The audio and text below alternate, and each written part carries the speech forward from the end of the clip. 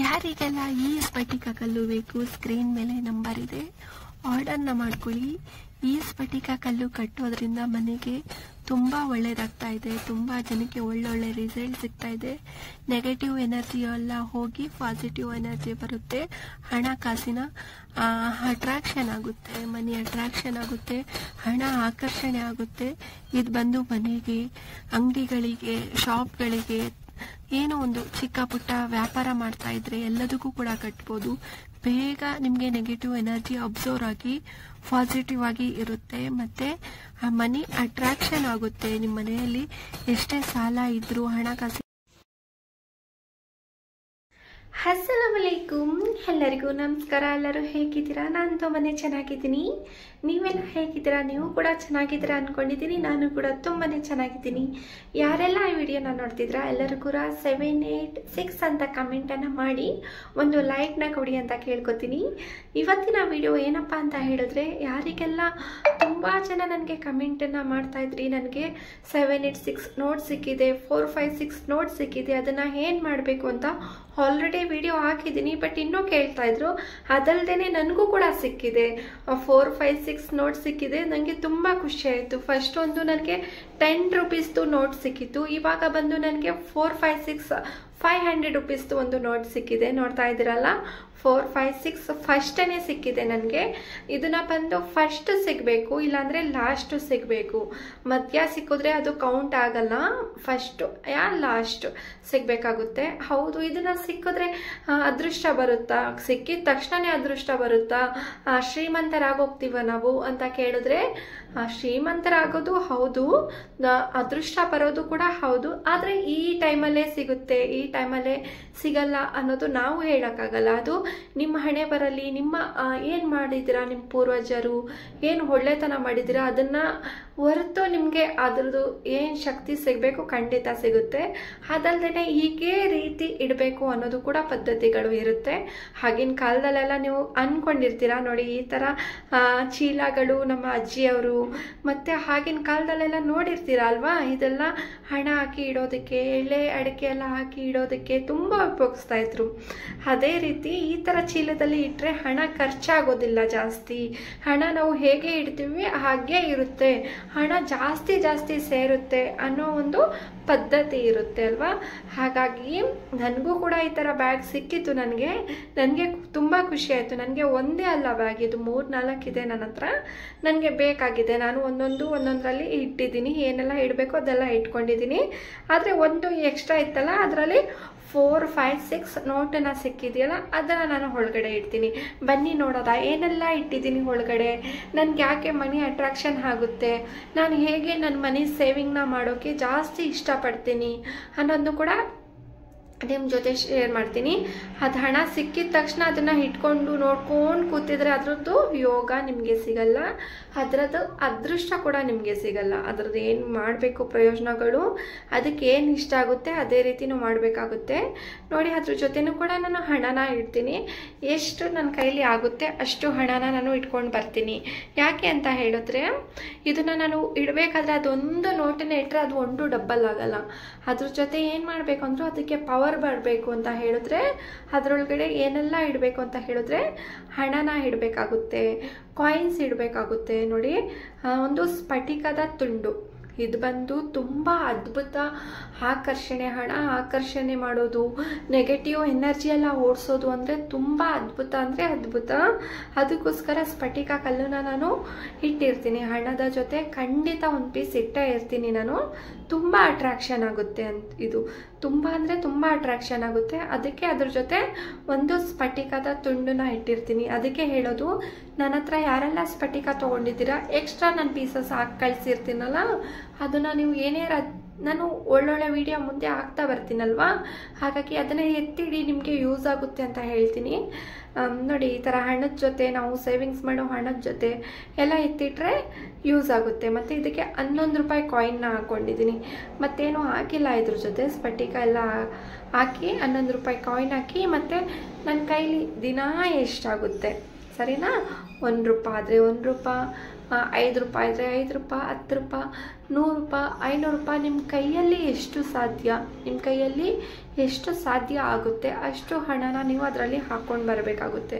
ಆದರೆ ಅದನ್ನು ತೆಗಿಬಾರ್ದು, ಆದರೆ ಹಾಕ್ಕೊಂಡು ಬರಬೇಕು. ಅದನ್ನು ಪರ್ಸು ಮೆರೂನ್ ಕಲರೇ ಬೇಕು ಅಂತ ಹುಡುಕ್ಬೇಡಿ. ರೆಡ್ ಆಗುತ್ತೆ, ಬ್ಲ್ಯಾಕ್ ಆಗುತ್ತೆ, ವೈಟ್ ಆಗುತ್ತೆ, dark colour, any dark colour, ಹಸಿರು ಆಗುತ್ತೆ, ನೀಲಿ ಆಗುತ್ತೆ, ಸರಿನಾ. ಬ್ಲ್ಯಾಕ್ ಬೇಡ, ಬ್ಲ್ಯಾಕ್ ಕಲರ್ ಬೇಡ. ಇಷ್ಟು ಕಲರ್ಗಳಲ್ಲೂ ಕೂಡ ನೀವು ಉಪಯೋಗಿಸ್ಕೋಬೋದು. ಗ್ರೀನ್ ಸಿಕ್ಕಿದ್ರೆ ಇನ್ನೂ ಕೂಡ ಒಳ್ಳೆಯದು. ಗ್ರೀನು ಮತ್ತು ಇನ್ನೊಂದು ನೀಲಿ ಬಣ್ಣ ಅಂತ ಹೇಳ್ತೀವಲ್ಲ, ಬ್ಲೂ ಕಲರ್, ಆ ಥರ ಕಲರ್ ಸಿಕ್ಕಿದ್ರೂ ಕೂಡ ಇನ್ನೂ ಒಳ್ಳೆಯದು. ಆ ಥರ ಏನಾದರೂ ನಿಮಗೆ ಸಿಕ್ಕಿದರೆ ನೀವು ಜಸ್ಟ್ ಮನೆಯಲ್ಲೇ ಸ್ಟಿಚ್ ಮಾಡ್ಬೋದು, ನೀವು ಕೈಯಲ್ಲೇ ಸ್ಟಿಚ್ ಮಾಡ್ಬೋದು. ಬೇಕು ಅಂದರೆ ಹೇಳಿ, ನೀವು ಅದೊಂದು ವಿಡಿಯೋ ಮಾಡಿ ತೋರಿಸ್ತೀನಿ ಮನೇಲೇ ಹೇಗೆ ಸ್ಟಿಚ್ ಮಾಡ್ಬೋದು ಅಂತ. ನೀವು ಕೈಯಲ್ಲೇ ಸ್ಟಿಚ್ ಮಾಡ್ಕೋಬೋದು. ಜಸ್ಟ್ ಆ ಕಲರ್ ಪೀಸ್ನ ತೊಗೊಂಡು ಬಂದು ನೀವು ಮನೇಲೇ ಸ್ಟಿಚ್ ಮಾಡ್ಬೋದು. ನಿಮಗೆ ಬರಲ್ಲ ಅಂತ ಅಂದರೆ ಹೇಳಿ, ನಾನು ಅದನ್ನು ಕೂಡ ವಿಡಿಯೋಲಿ ತೋರಿಸ್ತೀನಿ ನಿಮಗೆ ಹೇಗೆ ಮಾಡಿ ಇಟ್ಕೋಬೋದು ಅಂತ. ಸರಿ, ಓಕೆ.